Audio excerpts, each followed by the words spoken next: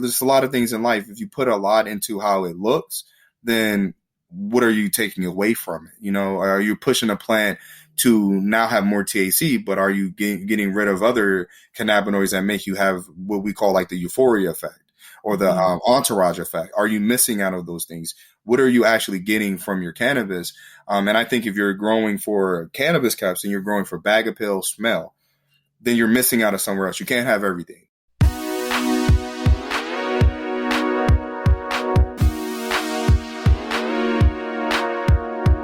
Hi, everybody, and welcome to Different Leaf, the podcast, a show for new and experienced cannabis consumers. I'm Britt Smith. As you may have noticed, we're living in this new world of buzzwords when it comes to marijuana. You may have heard of the two most well-known plant varieties, indica and sativa. There are also more technical terms out there like terpenes, cannabinoids, trichomes, and flavonoids. And then there are also those strain names. Some of them you may have heard of, like OG Kush, Blue Dream, White Widow, and Super Skunk. And then there are the less well-known, kind of wacky but absolutely real strain names, like Purple Monkey Balls, Cheesy Dick, Barack Obama, and Bob Saget OG.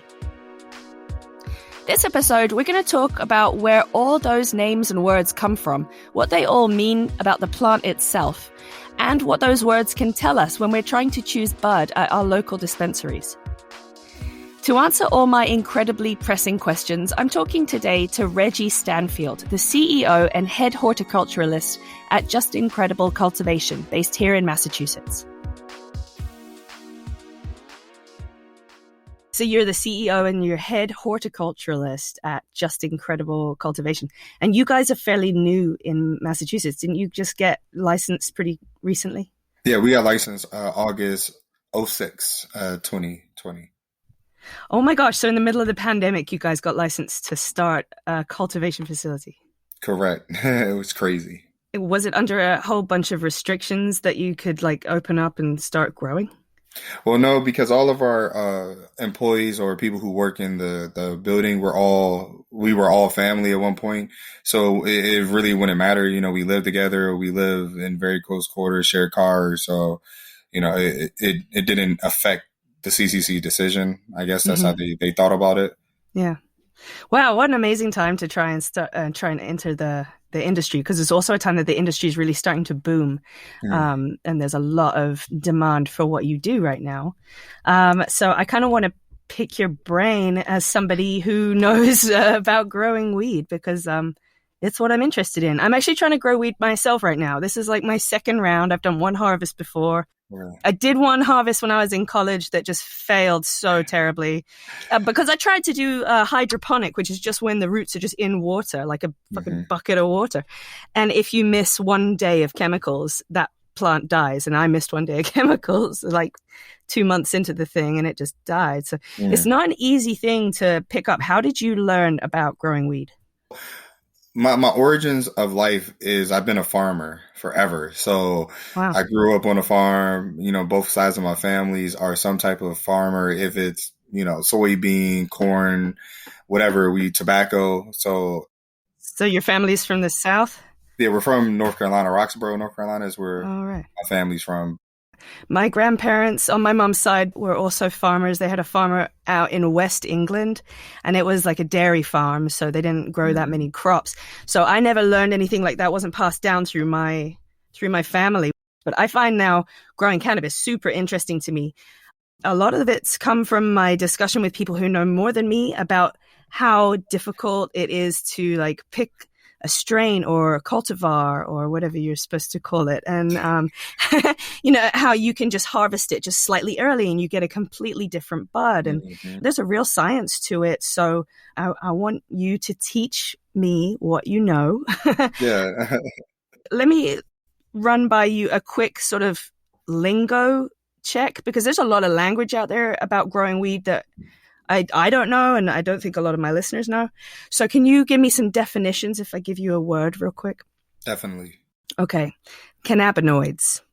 Okay, so cannabinoids is you hit me hard. I'm right out the gate with that one. Yeah, that is I would say it's the chemicals that make up the cannabis plant, or the chemical molecules. Okay, cool. All right. What about terpenes?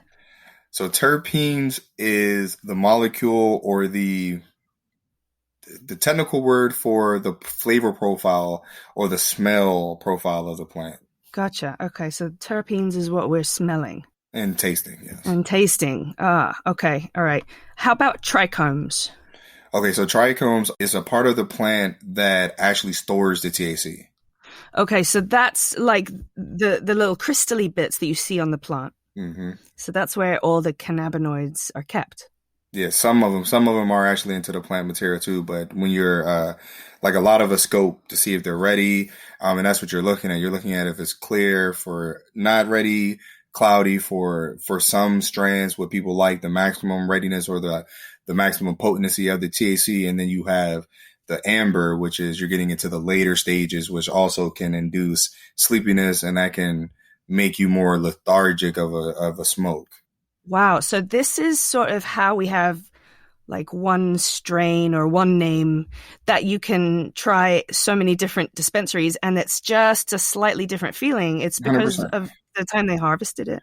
Yeah, I mean, like it's so fun getting into the understanding of cannabis, and when you get, it's no longer like I want to say gorilla. That's like the good part about it. Is no longer stigmatized. Is no longer a taboo. Is that now we get people looking at it from all different lenses. You know, it's not just stoners who love the plant. It's now scientists. It's now moms. You know what I mean? It's just people who have different mindsets looking at the same thing.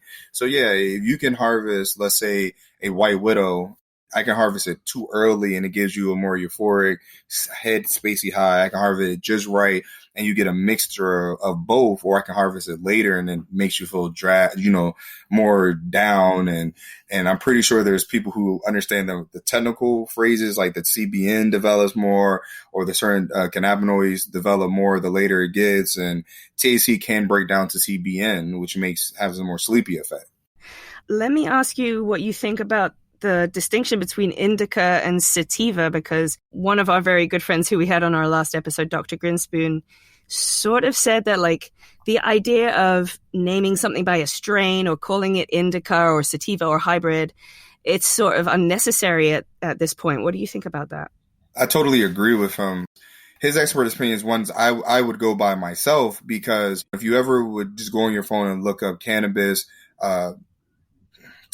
lineage and put in a strand, and you'll see like maybe runts or one of your favorite strands, let's say watermelon Skittles you get from your dispensary, it has all this lineage down.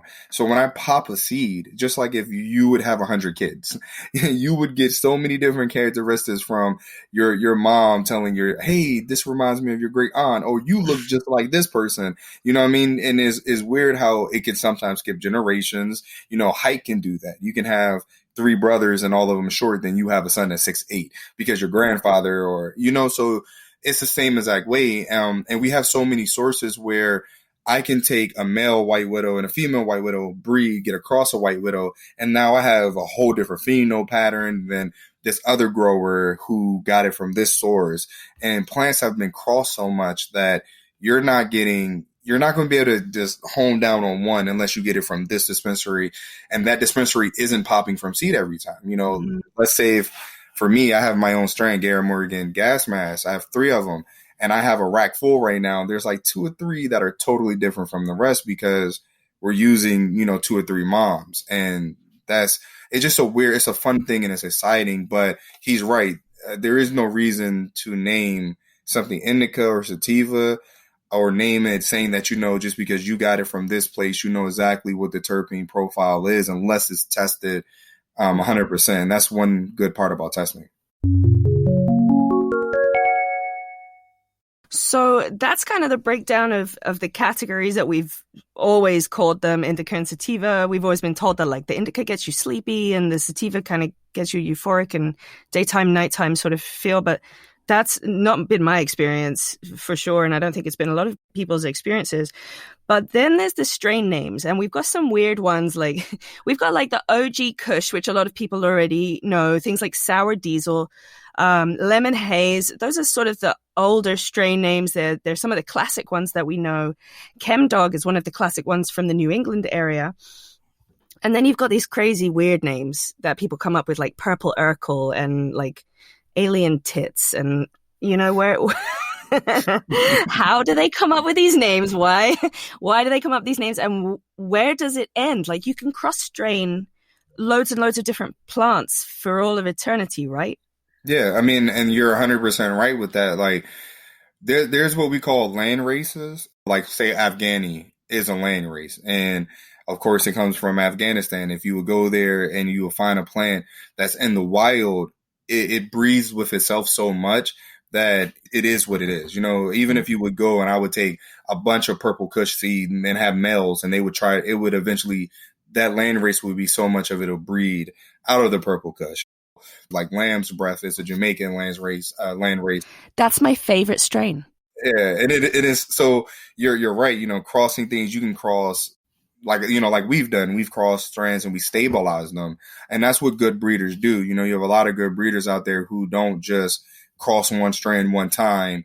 You know, get a really great plant and say, hey, this is now alien tits. You know what I mean? We actually take our time and we cross it and we cross it and we stabilize it. We grow, you know, hundreds of plants out over and over again, and we keep crossing, and then you get seeds to the point where, you know, you'll even see some seeds say S1, S2, S3, or F1, F2, F3, or whatever they want to mark it as. That is just basically telling you how many times that strain has been stabilized by breeding and by getting. What does stabilizing mean? What is that? What are you doing there? You know how I said that we'll take a plant and then we'll breed it, and then let's say we get 1,000 seeds. If you're really pheno hunting is what we call it. You'll take this strain, you'll cross it, and you say, hey, I like this male of OG Kush, but I have this really great lamb's breath. But the thing is, the lamb breath grows too long and it has these things that I don't like. It doesn't give whatever the characteristic. You're like, this male comes from a strain that I know about, and it gives me pest resistance. Is good to grow outside in cold weather. So then you would cross that by pollinating the male with the female, and then you'll get a bunch of seeds. And then what you'll do is you'll pop as many as you can, and then you'll start paying attention to the characteristics until you find a female out of the cross you want.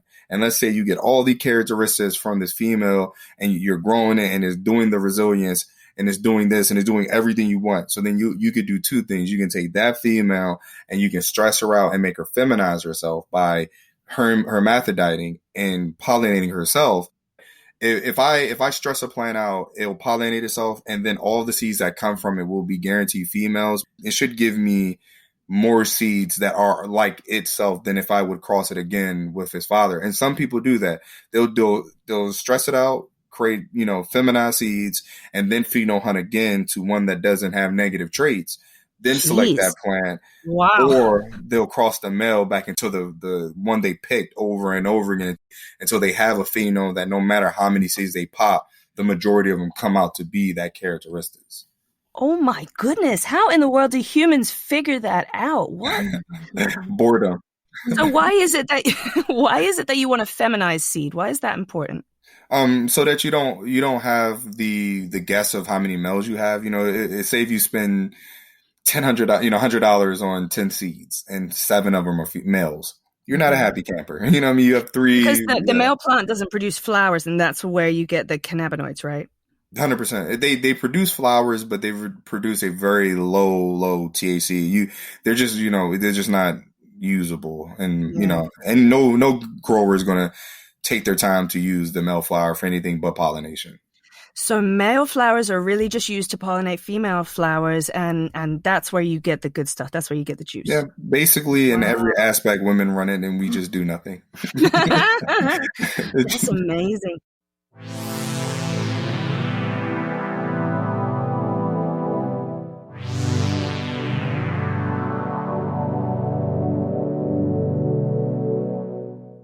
I've got a good friend of mine who doesn't live too far away, and he loves to do exactly what you do. He loves to cross-pollinate and figure out the strains that he likes the best for his pain medication. He's basically growing, and like he's been doing it for 20 years or so, and he's just sort of figuring out how to do it medicinally now for this sort of issues that he's facing as he ages. So he had a couple of leftovers, these 4 little girls, and he said, "Here, Britt, pandemic times, recreational shops are shut down. I have faith in you. And he came over and brought me these 4 little plants. And they have